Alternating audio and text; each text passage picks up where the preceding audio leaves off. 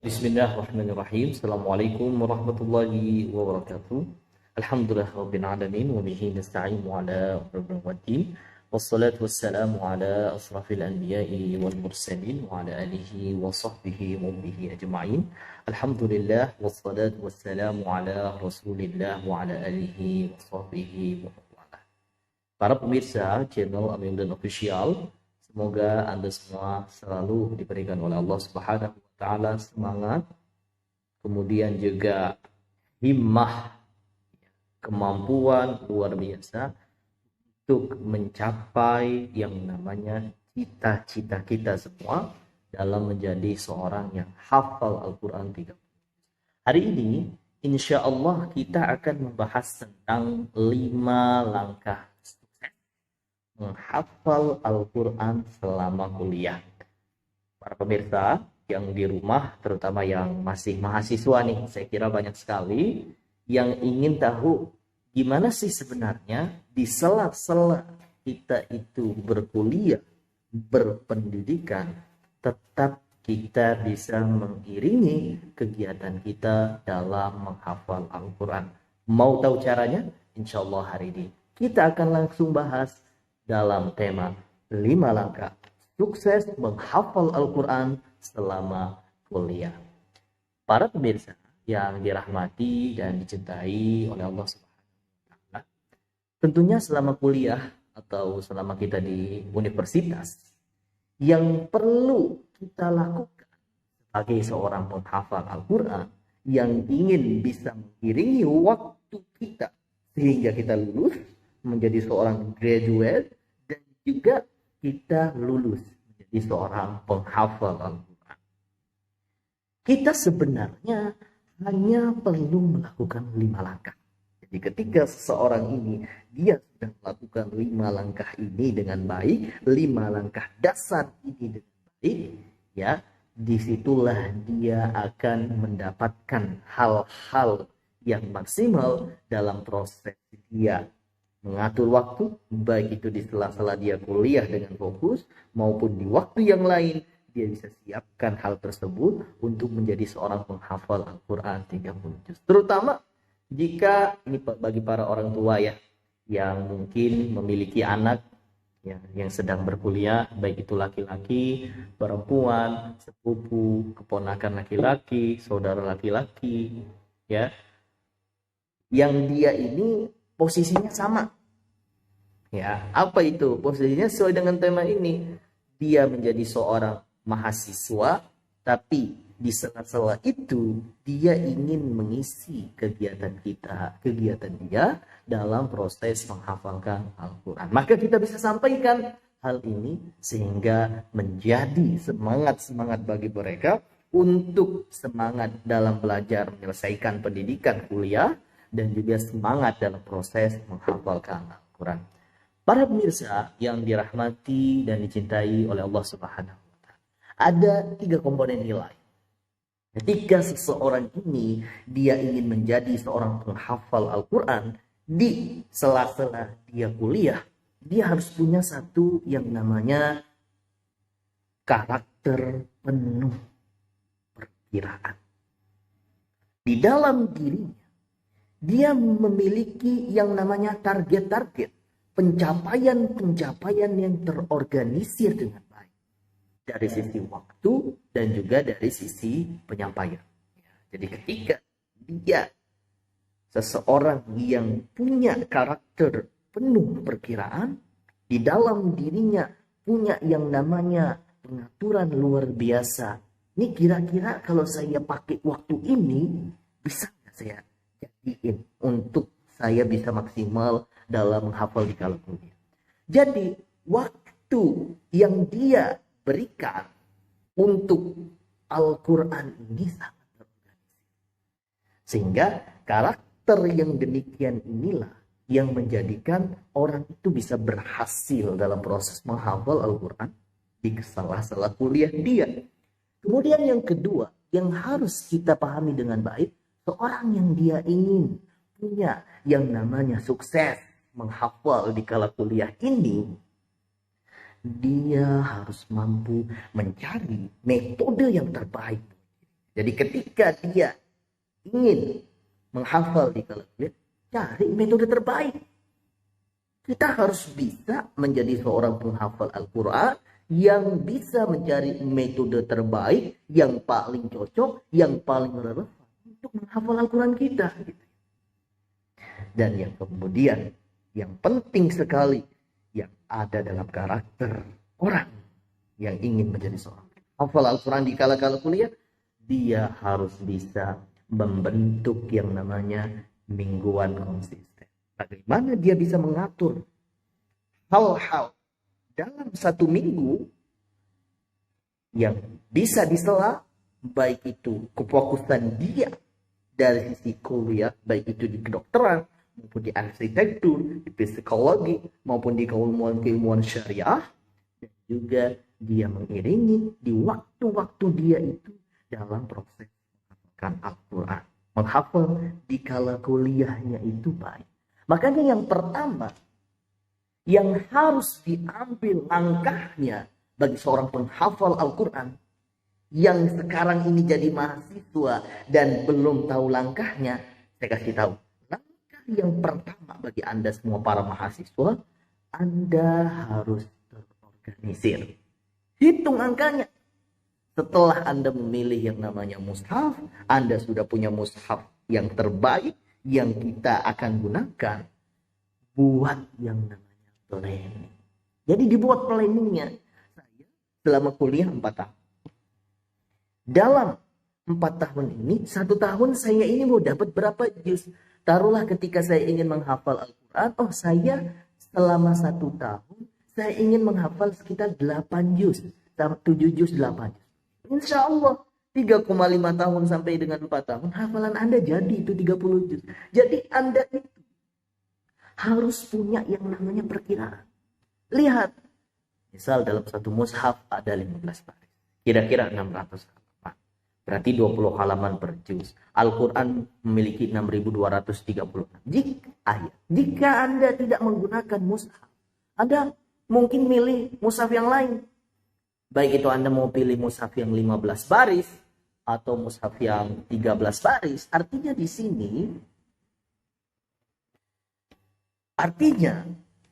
sini Anda menjadikan yang namanya mushaf Anda ini ditetapin dulu.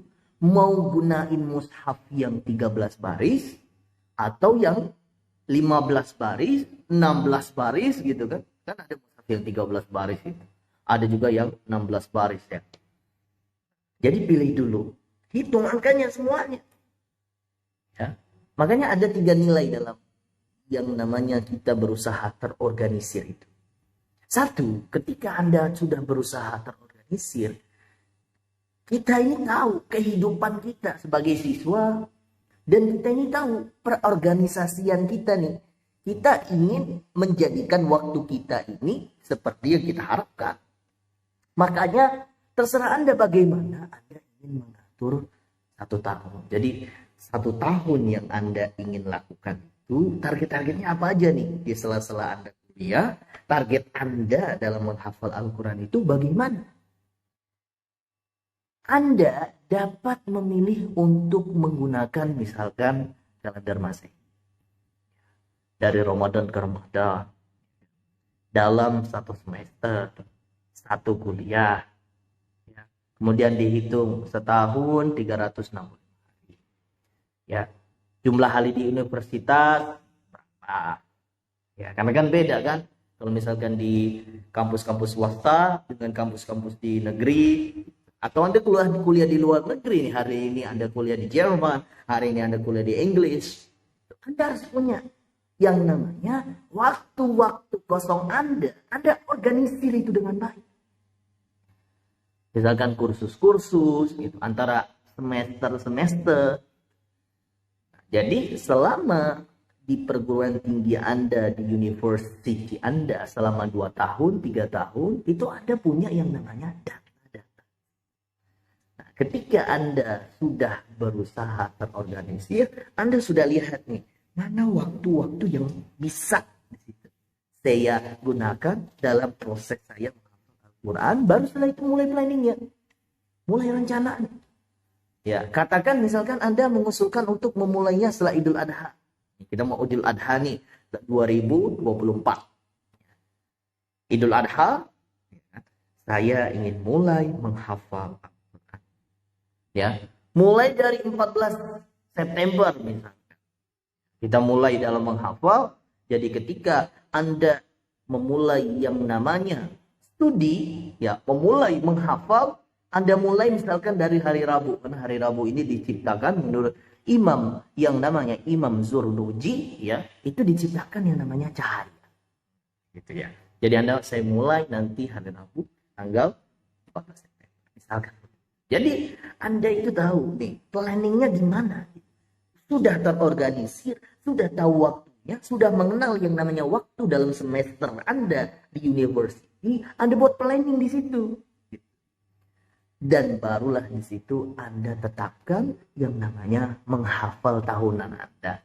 Misalkan ya, sehari berapa nih? 1 tahun dari awal sampai dengan sekarang 14 September 2024 sampai 12 September 2026, 2 tahun. Ya. Kemudian juga Anda tetapkan di situ. Akhir-akhir pekannya berapa yang nggak dihitung, Anda vacation, misalkan berlibur berapa. Jadi semua daripada hari-hari Anda itu ada yang namanya pengukuran-pengukuran yang baik. Nah, ini langkah pertama. Jadi ketika seseorang itu ingin menjadi seorang menghafal Al-Quran, di sela-sela dia kuliah, dia harus punya yang namanya terorganisir dengan baik. Punya manajemen waktu yang baik. Kemudian cari tahu sebanyak-banyaknya apa yang mau Anda hafal. Gitu. Berdasarkan angkanya, oke, setiap hari saya itu mau hafal berapa ayat. Setiap hari itu saya mau menghafal berapa halaman. Hitung berdasarkan angka-angka, ya. Kemudian dapat mengetahui berapa banyak yang perlu Anda hafal, ya.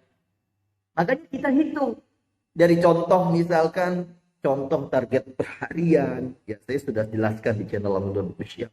Ini bagaimana kita mengatur target harian, mingguan, bulanan. Contohnya gini misalnya. Jadi selama tadi 2 tahun targetnya hafal. Nah, 2 tahun ini berapa? 2 tahun ya sekitar 600 halaman ya per 732 hari, berarti 0,8 halaman saya itu harus hafal per hari. Jadi kalau misalkan ya 0,8 per hari, artinya di situ ya sekitar 600 halaman per 104 minggu, artinya 5,7 halaman per minggu. Ya, sekitar 0,25 sampai 0,30 lah juz per minggu. Nah, 600 halaman itu sama dengan berapa? Sama dengan 24 bulan. 24 bulan itu ya 20 halaman per bulan. Jadi selama 2 tahun itu gimana ngitungnya? Dihitung semuanya. Oh, kalau saya selama 731 hari ini ya sekitar 600 halaman lah. Nanti kalau di rata-rata kan ya sekitar 0,8 halaman lah. Jadi kalau 0,8 halaman berarti saya seminggu itu harus hafal 5,7 halaman. Jadi kalau 5,7 halaman setiap 1 bulan itu saya harus hafal 1,7. Itu. Jadi ada target hariannya, target bulanannya. Jadi kalau misalkan hariannya segini, berarti saya harus hafalnya ya per minggu berapa, per tahun, per bulan berapa. Jadi selama 1 tahun Anda dalam melaksanakan kuliah, itu Anda ada target-target yang luar biasa ya dalam kuliah Anda. Kemudian perjelas langkahnya, detailisasi itu sesuaikan dengan akademik stikon Anda. Meskipun kita ini sudah memperhitungkan, pasti akan ada selalu tuh hari-hari di mana Anda tidak dapat menghafalnya, ternyata ada ya perayaan ini gitu ya. Kalau apalagi kalau di Universitas Indonesia, di ITB gitu, saya ada mahasiswa murid saya yang ada di ITB, itu banyak perayaan-perayaan yang kita nggak tahu. Sudah diperhitungkan tapi ada aja nggak ketunggak. Suruh ngerjain tugas lah dari dosen, nggak ada waktu. Jadi semuanya itu ya kita harus perhitungkan nih.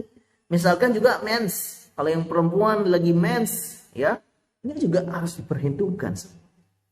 Makanya bagi mereka yang menghafal untuk pertama kalinya, dan ingin melakukan dalam 2 tahun, saya minta pada bapak-bapak, ibu-ibu semuanya atau mahasiswa-mahasiswa nasihatin tuh anaknya, ya untuk apa? Menghafalnya selama 6 hari dalam seminggu.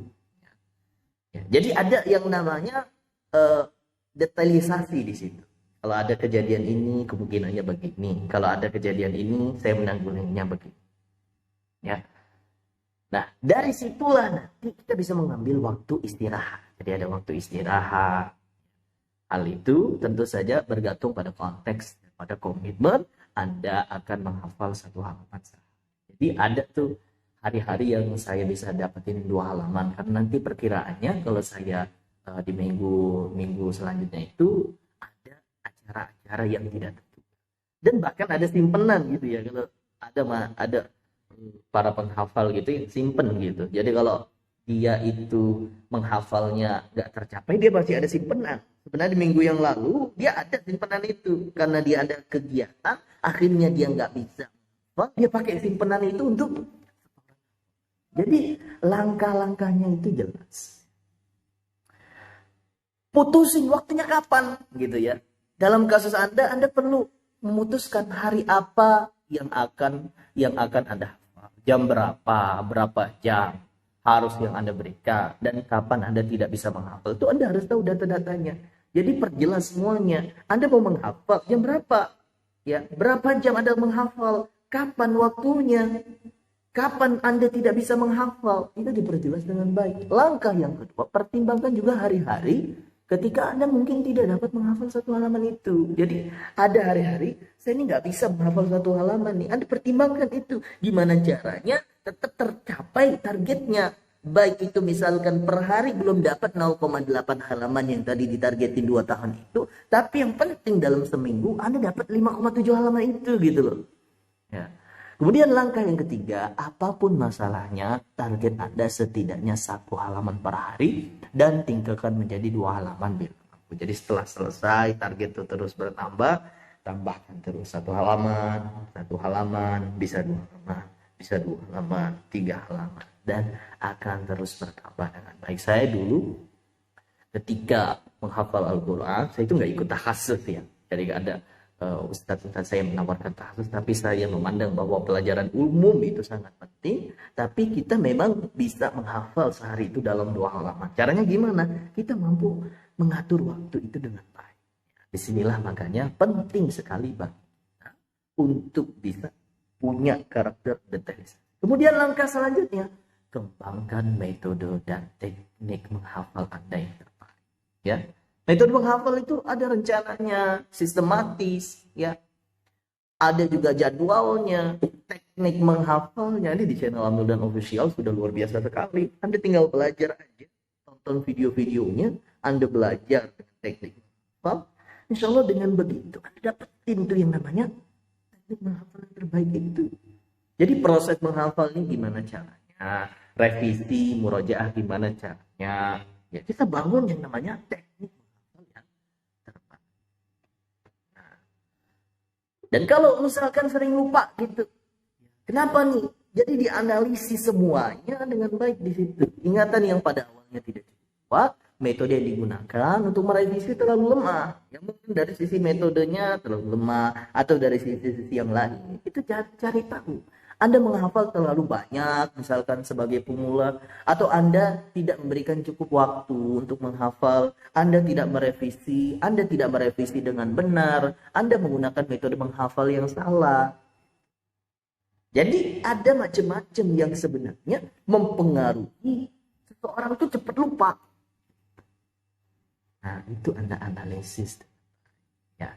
Kemudian mulailah berkonsentrasi untuk menciptakan kebiasaan dengan menciptakan minggu yang ideal. Jadi minggu kita ini minggu-minggu yang tercapai targetnya, maksimal kuliahnya dalam 5 langkah sukses yang saya sudah sampaikan tadi beberapa tahapannya. Itu kita mulai bangun yang namanya minggu-minggu kita dalam proses menghafal. Sekarang Anda perlu berkonsentrasi dalam mengimplementasikan rencana tadi. Membangun sebuah kebiasaan. Kita buat Google Sheet misalkan. Nih rencana dalam 1 minggu gitu ya. Hari minggu ini kegiatannya ini. Jadi waktu menghafal saya waktunya ini. Jadi semuanya teratur dengan baik. Ya. ada prioritas, rutinitas ya. Kemudian minggu-minggu itu dibangun dengan luar biasa, baik itu waktu menghafal, waktu kuliah, mungkin Anda juga ada aktivitas waktu bekerja. Jadi semuanya itu tersusun. Ya. Inilah makanya saya berikan catatan kepada para mahasiswa semua. Yang pertama, ketika Anda ingin sukses menghafal dalam kuliah ini, Anda harus punya yang namanya seimbang. Jadi buat tadi, wah luar biasa tadi. Ya, kita sudah membuat seimbang. Jika Anda mencari tindakan penyeimbang antara studi dan hal-hal lain keseimbangannya, itu tidak ada yang dilakukan. Yang ada adalah bekerja keras, menyelesaikan sesuatu dengan membuat prioritas. Ya, kita ini ingin bekerja keras, tapi kita nggak prioritas. Mana yang prioritas kita, mana yang bukan prioritas kita, itu namanya seimbang. Ya, jadi kita bangun yang namanya keseimbang. Kemudian kenali gangguannya. Apa nih gangguan-gangguan kita dalam proses menghafal semasa kuliah dari universitas? Banyak sekali gangguannya nih dalam proses kita untuk menjadi seorang penghafal Al-Quran 30 juz. Nah kita tahu nih gangguan internal, eksternal itu kan kita bahas. Yang kemudian yang terakhir adalah kita terlibat dalam komunitas-komunitas, kawan-kawan yang menghafal Al-Quran. Itu kan banyak di kampus-kampus, di university. Ya, Anda ikut di situ sehingga nanti bisa sama-sama dalam menghafal Al-Quran. Maka bagi mahasiswa, yuk kita menghafal sambil kuliah. Jadi Anda punya target 4 tahun kuliah, 3 tahun kuliah, ya. Anda bisa mengiringi hal tersebut dalam proses menghafal.